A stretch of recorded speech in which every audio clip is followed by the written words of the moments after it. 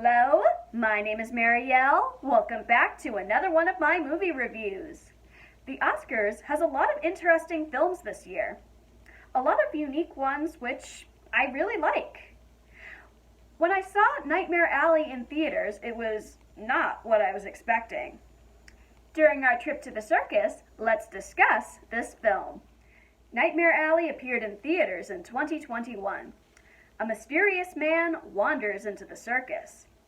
Discovering the features of this thrilling life, he lets the fame go to his head, finding joy in manipulating others.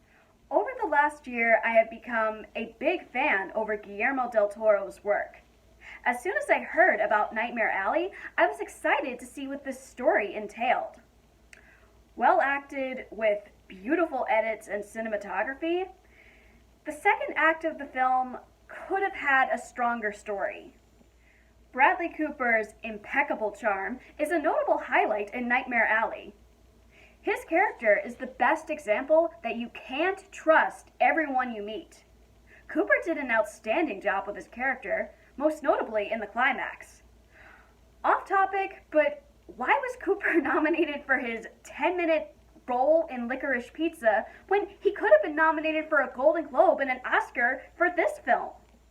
Nightmare Alley is filled with recognizable actors. Cate Blanchett steals the show in an epic showdown with Cooper. Dr. Lilith Ritter is not your average psychologist. She sees right through you with her icy stare. Blanchett and Cooper worked incredibly together. Toni Collette gives another commendable performance. I'm impressed with the range that she can do in each role that she's given. Other credits include Rooney Mara, Willem Dafoe, Richard Jenkins, Rob Perlman, Mary Steenburgen, and David Strathairn. The casting of Nightmare Alley is one of the best features. Unfortunately, that does not compare to the story. Starting with a strong beginning with a circus setting, the film had to transition into a completely different tale. It felt like a different film. I enjoyed the first half of the story more than the last act.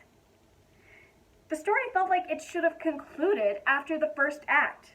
Most issues were resolved, and there was already a constructive story. And the second half ignores the ensemble from the first half, focusing only on Cooper and Blanchett. A few of the characters are brought back for one unnecessary scene. It loses its sense of logic. This is where Del Toro didn't acquire his best direction for the ensemble of the cast. Nightmare Alley is supposed to be an ensemble film. Most character actions didn't feel right. Though, that layer of the film is intentional. The story and the characters play with your mind. Aside from the flaws in the story, the cinematography and editing are components that will capture audiences. Sets are colorful. It feels like you're in the time period. The circus had the best design. Now I would love to attend a circus after seeing all the shows put on. Some aspects of the film reminded me of The Greatest Showman, though. I loved the scene transitions, how they fade into the next scene.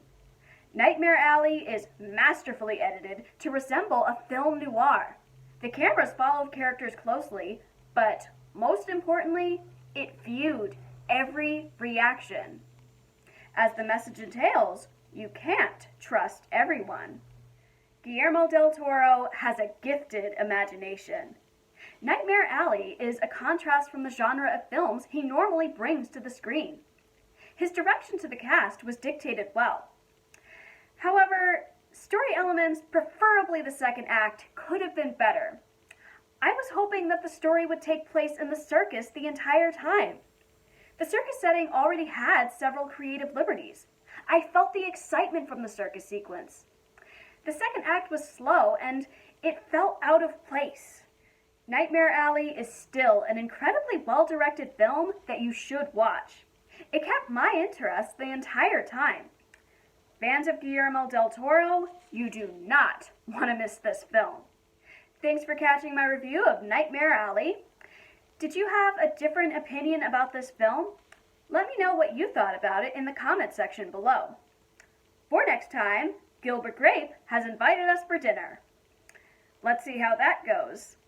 Be on the lookout next weekend for my review of What's Eating Gilbert Grape. Like, comment, subscribe to my channel or to my Patreon. My name is Marielle, and this has been another one of my movie reviews.